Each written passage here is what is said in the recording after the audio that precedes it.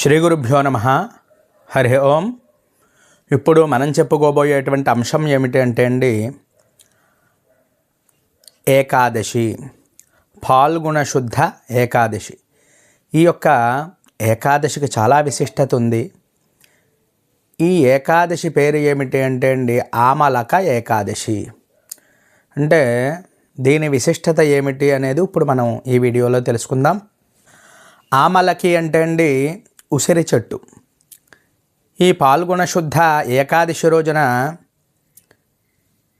ఈ ఆమలక వృక్షం అంటే ఈ ఉసిరి చెట్టు కింద లక్ష్మీనారాయణ స్వరూపంలో విష్ణుమూర్తిని పూజ చేసుకుని, హరి సంకీర్తన చేసుకుని, విష్ణు సహస్రనామ స్తోత్రం ఇత్యాది విష్ణుస్థుతులన్నీ కూడా పారాయణ చేసుకున్న, జపం చేసుకున్న చాలా విశేషమైనటువంటి పుణ్యం కలుగుతుంది అని చెప్పి మనకు అనేకమైనటువంటి పురాణాలన్నీ కూడా చెప్తున్నాయి.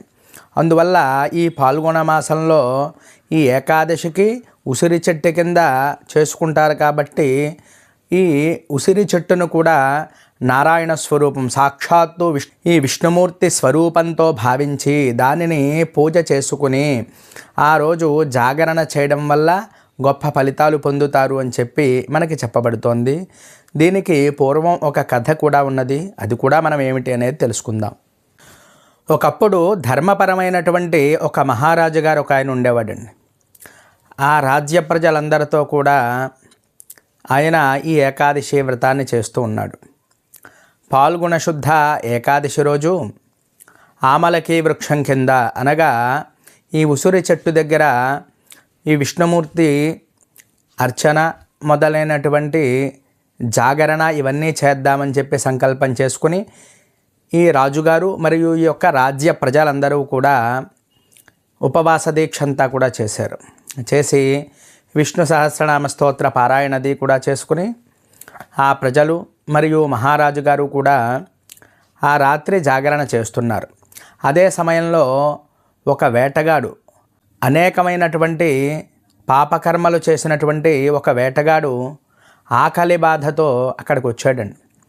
వీరందరూ ఉన్న చోటుకు వచ్చేటప్పటికీ ఆ ఉసిరి చెట్టు కిందకి ఆ సమయంలో వీళ్ళు హరినామ సంకీర్తన చేస్తున్నారండి, హరినామ స్మరణను.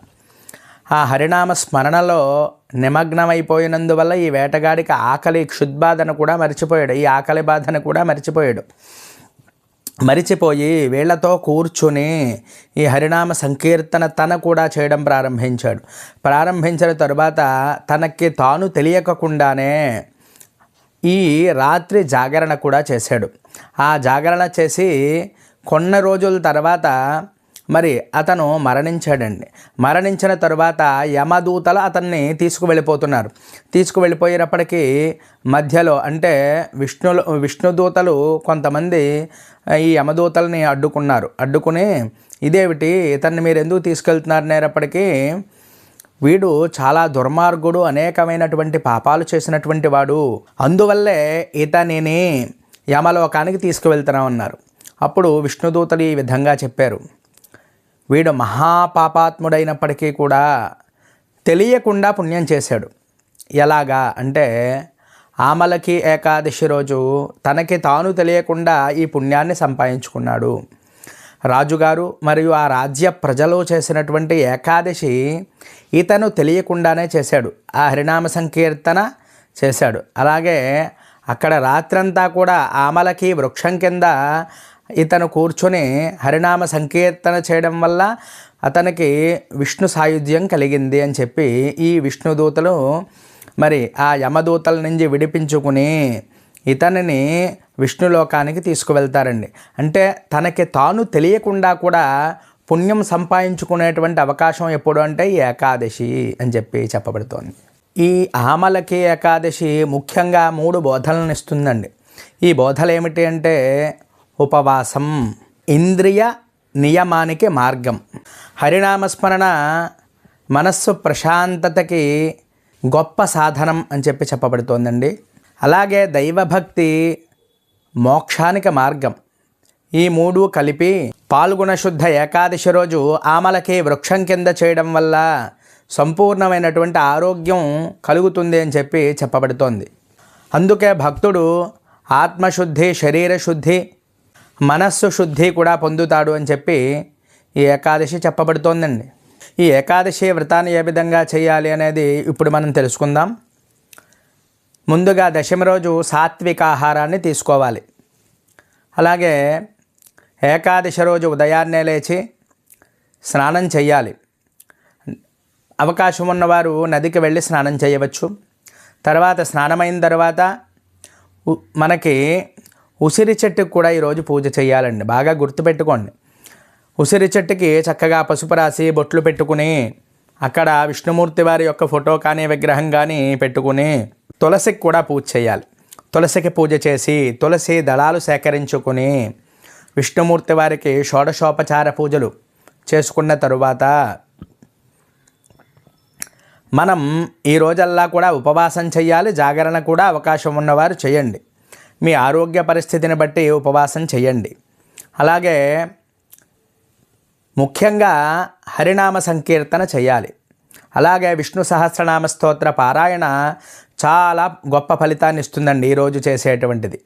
అలాగే నారాయణ ఉపనిషత్తు కానీ, అలాగే విష్ణు సూక్తాలు కానీ, లేదా పవమాన సూక్తాలు కానీ, అలాగే అష్టాక్షరి మహామంత్రం కానీ, పురుష సూక్తం కానీ, ఇవి పారాయణ చేయడం వల్ల గొప్ప ఫలితాలు అయితే పొందుతారు. ఇవేవి రాకపోతే మనకి ఈ అష్టాక్షరి నారాయణాష్టాక్షరి మహామంత్రాన్ని ఖచ్చితంగా ప్రతి ఒక్కరూ కూడా మరి జపిస్తూ ఉండాలి. జపించడం వల్ల మనకి ఎన్నో జన్మల్లో చేసినటువంటి పాపాలన్నీ కూడా తొలగిపోతాయి అని చెప్పి చెప్పబడుతోంది. అటువంటి గొప్ప ఏకాదశి ఈ ఆమలకి ఏకాదశి. ఈ ఏకాదశి ఒక్క ఉపవాసం చేయడం వల్ల మనం మనస్సంతా కూడా పవిత్రత చేకూరి మనోశుద్ధి కలుగుతుంది. అలాగే ఆరోగ్యం లభిస్తుంది అని చెప్పి, అలాగే ముక్తి కూడా లభిస్తుంది అని చెప్పి చెప్పబడుతోంది. అలాగే ఈరోజు చేసేటువంటి ఉపవాసం వల్ల జాగరణ వల్ల కూడా మన వంశమది కూడా అభివృద్ధిగా ఉండడం, తద్వారా మన పిల్లల చేత కూడా ఇటువంటి మహత్తరమైన కార్యాలు చేయించడం వల్ల వాళ్ళకి కూడా మన ధర్మాన్ని నేర్పిన వారు అవుతారు. ప్రతి ఒక్కరూ కూడా గమనించండి. వారి చేత కనీసం ఇటువంటివి అంటే విష్ణు సహస్రం అవి కొంచెం కష్టంగా ఉంటాయి పిల్లలకి. వారి చేత ఈ అష్టాక్షరి మహామంత్రాన్ని తల్లిదండ్రులు ఏకాదశి పూట కూర్చోబెట్టి కనీసం ఒక 10 నిమిషాలు, గంటలు వాళ్ళు ఎలాగా చేయలేరు.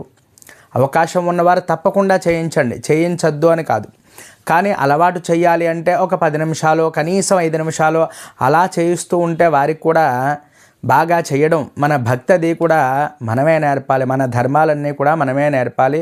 గమనించి ఈ విధంగా అలవాటు చేయడం వల్ల వాళ్ళకి కూడా అద్భుతమైనటువంటి ఈ పుణ్యకార్యంలో పాల్గొనేటువంటి అవకాశం, అంతేకాకుండా సంపూర్ణమైనటువంటి మహావిష్ణువు యొక్క అనుగ్రహం కూడా వారికి లభిస్తుంది. అంతేకాకుండా వారికి మంచి విద్య, మంచి మేధస్సు కూడా కలుగుతుంది. చూశారు కదండి, తెలియకుండా సంపాదించుకునేటువంటి పుణ్యంలోనే ఆ యొక్క వేటగాడికి ఈ కథ ద్వారా, ఈ ఏకాదశి ద్వారా మనం తెలుసుకోవలసింది ఏమిటి అంటే, తెలియకుండా తనకి తాను తెలియకుండా కూడా సంపాదించుకున్నటువంటి పుణ్యం వల్ల ఉత్తమ గతులు కలుగుతాయి. మన వంశమది కూడా అభివృద్ధిగా ఉంటుంది. అందరూ కూడా గమనించి ఏకాదశి వ్రతాన్ని ఆచరించి మహావిష్ణువు యొక్క అనుగ్రహం పొందగలరు.